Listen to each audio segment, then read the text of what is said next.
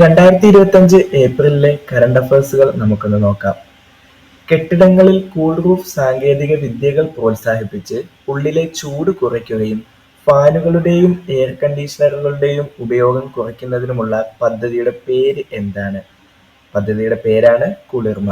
2026-2027 അധ്യയന വർഷം മുതൽ പ്രീ പ്രൈമറി വിദ്യാഭ്യാസം 3 വർഷമാക്കുവാൻ തീരുമാനിച്ച സംസ്ഥാനം ഏത്? മറ്റേതുമല്ല, കേരളമാണത്. സംസ്ഥാനത്തെ ആദിവാസികളുടെ ആരോഗ്യ സംരക്ഷണം ലക്ഷ്യമാക്കി അമൃത ആശുപത്രി നടപ്പിലാക്കുന്ന ടെലി മെഡിസിൻ പദ്ധതി ഏത്? സമാശ്വാസം പദ്ധതി.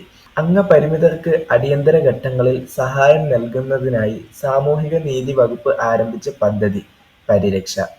കടലും കടലോരവും പ്ലാസ്റ്റിക് വിമുക്തമാക്കുന്നതിനായി ഫിഷറീസ് വകുപ്പിന്റെ നേതൃത്വത്തിൽ നടപ്പാക്കുന്ന പദ്ധതി ശുചിത്വ സാഗരം സുന്ദരതീരം. European tree of the year 2025 പ്രഖ്യാപിക്കപ്പെടുന്നത് ബീച്ച് മരം.